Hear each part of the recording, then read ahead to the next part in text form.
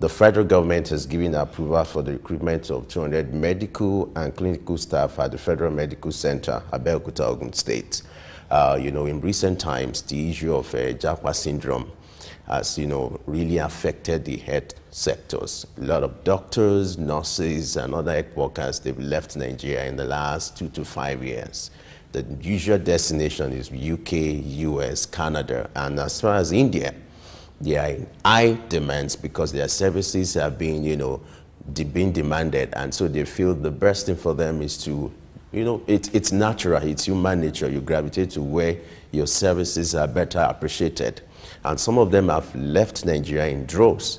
And the after effect to that is we are having a shortfall in our health sectors. We're short of doctors and nurses. Looking at the ratio of doctor to patient, and Nigeria is in jeopardy for it. But to cover this shortfall, the federal government has given approval for the recruitment of 200 medical staff in Abeokuta.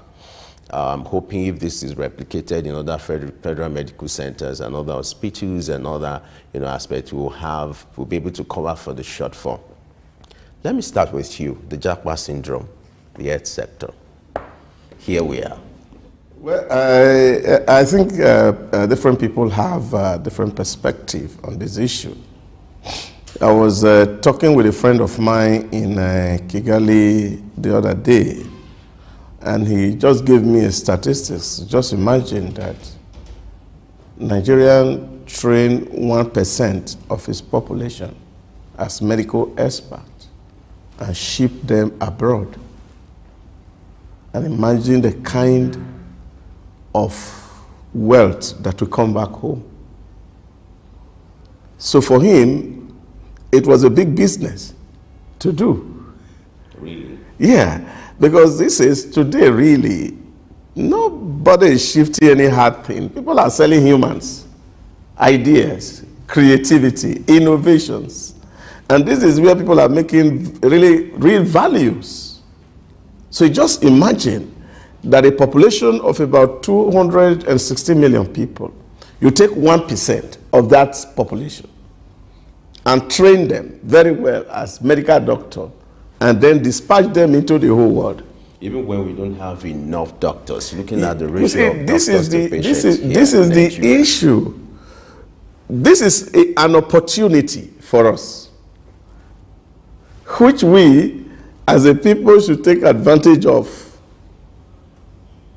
We should take advantage of it. So, which means if you are baking and you have a bakery and you are making bread, and then your children have no bread to eat, is that what you are talking about, that you are selling, or do you make? You see, you make more of them. But have you talked about the impact if the best brains, the best hands that we have are leaving Nigeria in droves, and we think it should be normal? I don't think they are the best hand that are living.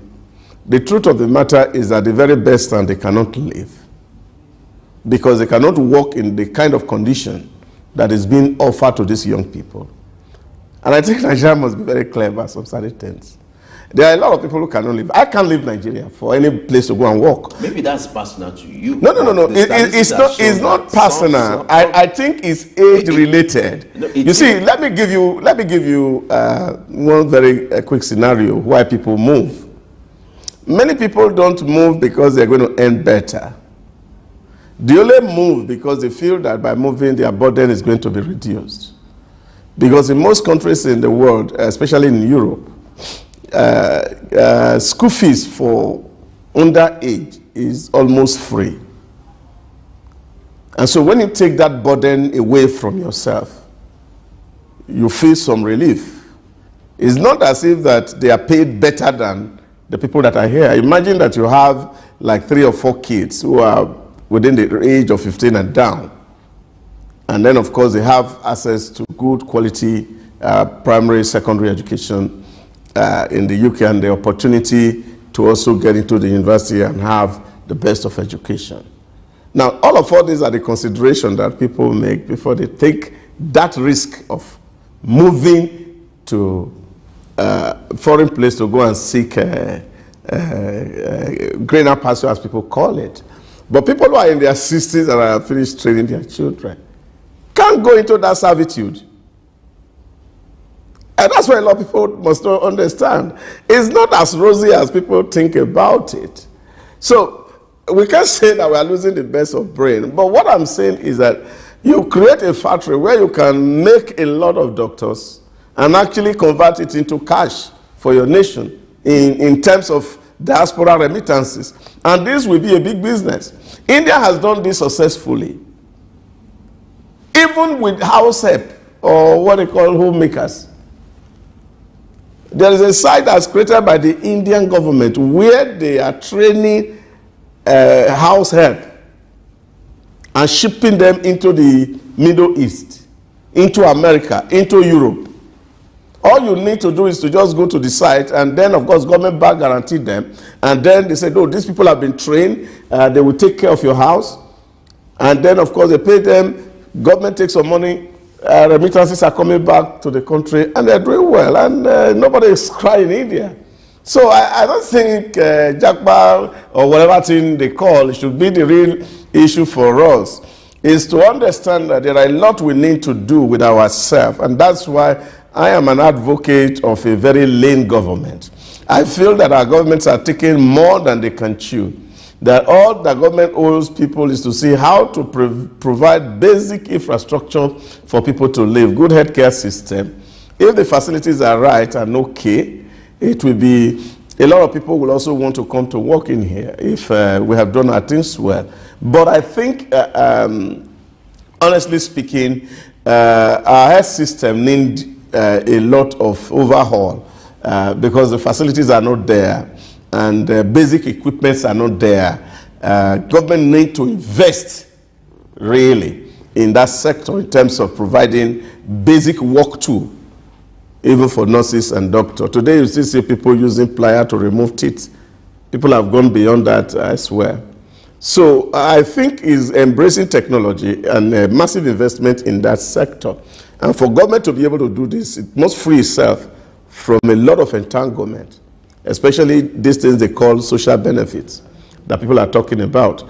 And if you take this away and then you invest it massively in the health sector and then make a rule that ensure that people patronize insurance as a national law, then you find that at the end of the day, the health sector becomes better off. And I think these are a few things that government really need to do. But of course, recruitment will always continue because as people are aging and retiring, other people will need to fill the gap. Well, so it's to strengthen our health institutions, the colleges, the universities that are producing medical doctors, that they are good enough and they continue to produce real quality hands that can mount these facilities. What happened at Federal Medical Center, Abeokuta, is a clear picture of what is happening in virtually every hospital or in the health sector. Now, imagine just look at this case study, just one center. You have 200 vacant positions as a result of the Jackpot syndrome, as confirmed by this report. No, if you have just one medical center, you have 200 positions just because of this. Now imagine if you look at all that federal medical sectors, other states. And so the evidence with this example, or with this reference, is obvious that it has largely affected the health sector. No, and that's why there's a need to fill these positions. I think some of all these things are overstatement. Now because one of the things that I wanted to put to her. You remember a statement made by the former Minister of Labour, Ngige, where he said, oh, Nigerians, we have enough doctors, they can live in droves and all that. And he was countered with the statistics to show that the number of doctors we have in Nigeria are not even enough if you look at the number of doctors to patients. And this is an evidence just in one center, Federal Medical Center. That is the point I'm making with you. By the time you find out in other centers. When people, and I said here yesterday, especially those who are in government, they must be careful how they use words that are not backed with data. This is a problem. Some few days ago, I think it was last week, I read in the newspaper where ASU president was saying our lecturers have left, also Jackpot because this thing. But I knew up to 2000, over 60,000 vacancies for academic staff in our universities. those vacancies have been there. It does not mean that people are jackpot. That was why they. So you need to go as a journalist to FMC Abeokuta and ask, in the last 10 years, how many doctors have resigned and they have left, and check if you get 200. You cannot get. The truth of the matter is that some of these vacancies have been there. They've been there because government is not recruiting. And of course, already having too much of burden. So it's not just FMC. There are a whole lot of medical facilities elsewhere. People are looking for staff. You only find staff maybe in Abuja or in Lagos. When you get to the rural area, people don't want to go there to work. So you have a whole lot of vacancies that are available. So we don't over-glorify this jackpotting.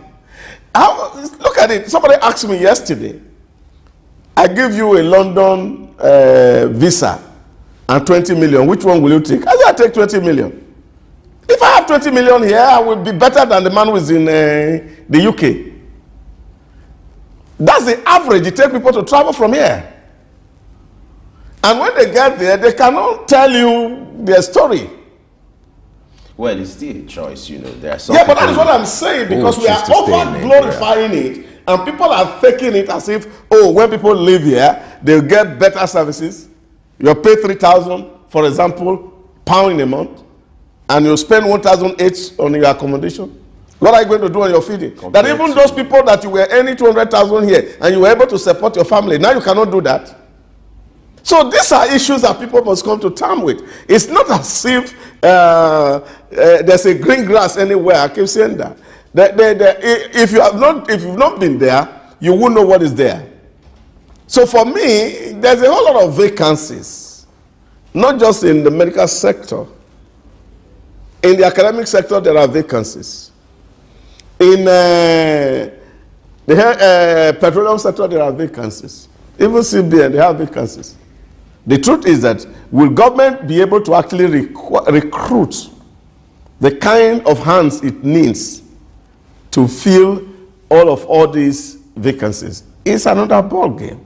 So when you get to that point and you see that your facility are overstretched as it is, and you have no many hands to deal with inpatients, and you have majority of your patients as outpatients because there are no people to be able to manage them, the only thing you can do is see how to augment by getting some new recruit. But for me, fundamentally speaking too, I think I see it as an opportunity that Nigerians should invest in its health institutions, training institutions, the universities, producing good quality health workers so that we can feed America, feed Asia, and feed the whole of Europe. And then, of course, our people will be better off. And then we have plenty of diaspora remittances, and we can surpass Egypt in terms of diaspora remittance. Absolutely. That's where my heart is. Yeah, absolutely. There's a need to, you know, improve our health sector. You've had reasons where the states, even our president, the former president had to travel abroad because the facility here in Nigeria could not cater for that kind of ailment. So I hope this will be a lesson for us, so that at least the health sector can be given the proper attention, and then the jackpot syndrome will not be another thing, you know, to ravage our health sector just like every other sector. All right, let's move on. The Nigerian Export Promotion Council says is pursuing the expansion of trade ties between Nigeria and Mexico, with total export valued at $94.3 million in 2022. Now, the Export Promotion Council is trying to facilitate, or strengthen the economic ties between Nigeria and Mexico, which over the years has grown. It's been an age-long bilateral relationship between Nigeria and Mexico. And the trade ties now is worth about $94.3 million. The president in recent times has been looking at, strengthening, relationship with international partners, talking about global trade, for Nigeria to open its doors to other nations to do big economic ties and big businesses, which also informs some of the reasons in recent times he's been traveling and all that, looking for foreign investors. The impact of FDI on the economy. What do you make of this economic ties between Nigeria and Mexico? I think for me it's welcomed.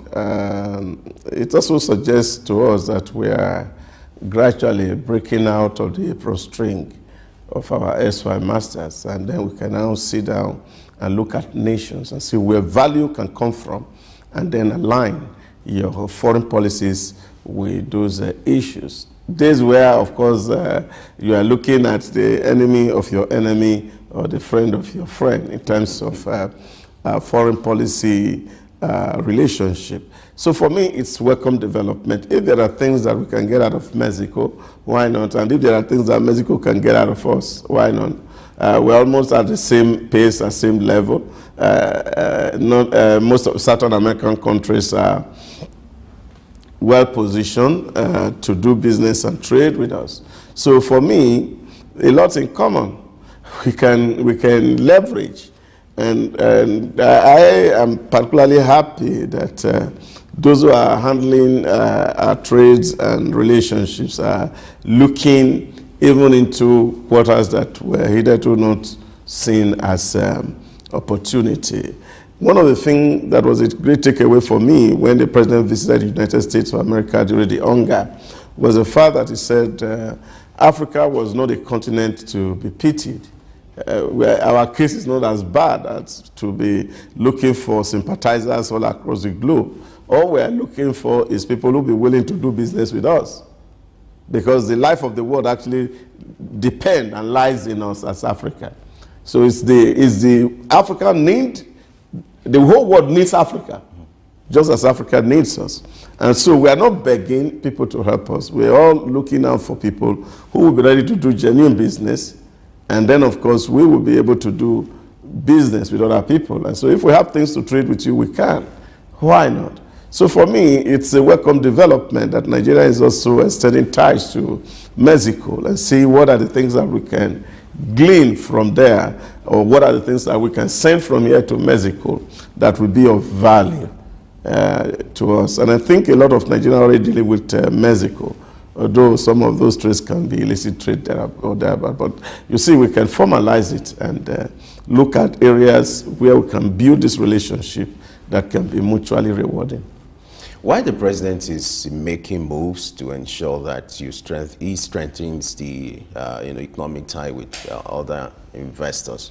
What are some of the things you think he should address locally, looking at our business environment, looking at our economy? What are those things that should be his priority, and some of the things, as soon as he returns, he needs to focus on to encourage foreign investors? I think, as far as I'm concerned, there are a few things that the government will need to do. Number one, to prioritize the security of life and property here in the country. That's number one. Number two, we need some massive change in our curriculum, in our institution of learning. And this is quite critical, because if as a nation we want to see development happen or want people to do business with us, there's a need to emphasize standards, that we're able to produce things that meets the standard of these partners that we are seeking. So it won't just be a one-way traffic that we are receiving from them and we have nothing to exchange. So trade is only profitable if it is balanced. In other words, you're doing with us and we're also doing with you. As we are opening our own economy to you, you also open your own economy to us. And for us to be able to access that doors that are open, then of course you must have quality product that you can sell. But as it were today, I say to people, if you see most of the things that we produce, they are not competitive. Because we have not been able to up our ante in terms of quality control in most of the things that we do. And I think that is quite important. Now, if you can fuse these into the training and the teachings in our institution of learning, then you will be able to actually produce goods that will be internationally acceptable. And that's what it's all about. I keep using Bangladesh who were once like us, and today you see, and they specialize in one thing, that's just garment. And what they do is that they perfected that technology and the science of garment making, that even the whole of Europe and Asia receive their garments without complaints. So this for me is what is important, and I think that's where government really to put emphasis. And of course we must also see how to reorientate the mindset of an average young Nigerian who feel that the business of government is either to find them a job or the business of a government is to give them handouts. And this mindset is also affecting the level of productivity of our young people. Because as it is today, really, we are not productive. Given the vibrancy of our population, because over 64% of Nigerian population are between age 35 down. That's huge. And that should actually make us one of the most productive economy in the world. But the way it is seen today is that people feel that until you wear a tie and suit like both of us, you really are not working. And I don't think that is really what it is. What is the most important thing is that people earn a living and get decent pay for some decent work.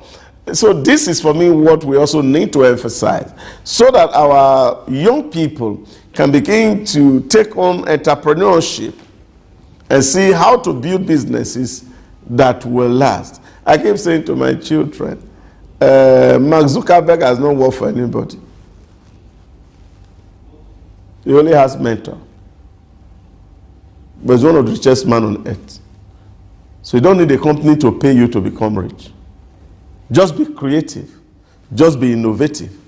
And that is what it is. So I think these are kind of things that we need to begin to encourage our people to think and see how we can actually transform our environment. The next story just buttress what you just talked about, the need for innovation and for creativity. Now this private tech firm called Build Up Integrated Services, as such, unemployed graduates, students, artisans and professionals to participate in a proposed national apprenticeship. It's a program aiming at bridging the skills gap in Nigeria.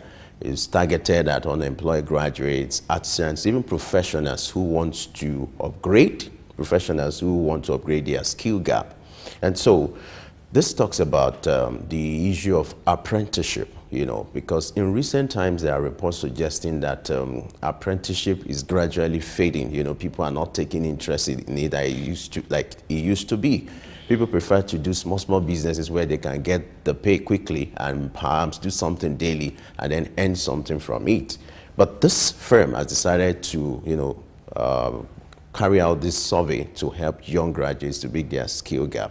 Now, what do you think could be the impact of this, in bridging the skills gap as far as the issue of skill development is concerned? Well, brilliant idea, really. But the challenge I again face here is the fact that you have a lot of young people, call them the Gen Zs, who are so impatient to learn. And I think that's one of the issues. They're in a hurry to make money. And when you have young people that are laden with such negative values, it becomes very difficult, really, for such an enterprise to succeed.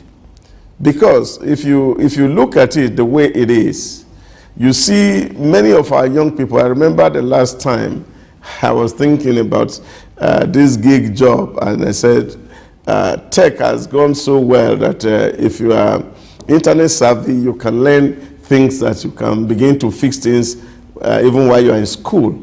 And I started this coding class for some young people in my environment and said, come and learn coding for free. They started first day, there's excitement. The second day, excitement. After 1 week, the excitement dropped. And why? Because they can't get that whole long. So I see this with a lot of young people, because I work with a lot of young people a lot. Their strength, energy quickly drops, especially when the cash is not coming. But you see, for us to be able to make progress, we must begin to teach our children and our young people ability to delay gratifications, which is what is very important, that you have to learn. I was speaking with a neighbor of mine yesterday, and we were talking about artisanship in Nigeria. And he said to me, because he was going to help me adjust one of my suits, and he said he had to take this long because there's no young person that can do it. That even the young ones that are learning the trade, they go to learn work and they don't complete it. And they are in a hurry to be free. But they don't know the job. So give them the job, they mess it up. So you give them clothes to sew, they sew it halfway, then you have to do it yourself. And so it shows the kind of the spirit that is in this younger generation. Although it may not be a blanket all, there are still few good ones who take pain to learn things and understand that the future is cheaper than the present. And once people can imbibe that culture of investing in the future, then of course society will be good for it. So for me, it's a welcome development, and there are a whole lot of initiatives like this, and they are all over the place. But how is imparting life is what we cannot really ascertain, because, like I said, especially in the tech world, I was saying to somebody the other day, if you go to a lot of the banks, you see there are all spaces and vacancy open, because some of the IT experts who have left can't find replacement. Even when we tend to have over 30 or 40 computer departments across the Federation. In short, I saw a skit that made me laugh some days back, and they said courses you should not study in Nigeria, and one of the courses was computer. And they said, of course, because the programming language that is being taught is no longer used anywhere. So I think these are the issues that really faces us. Are people who are supposed to be doing computer science or computer engineering, as it were, really do not have the patience to learn this trade. And if our young people can take advantage of all this, they don't need to travel abroad. They can be in Nigeria and stay any dollar, pound, euro, depending on where they find a gig job. So this is what we should continue to do, and see how to mentor our people. And I think this also rests a lot with parents who need to speak to their children and encourage them that life is a process. And if we bridge that process, consequences abound.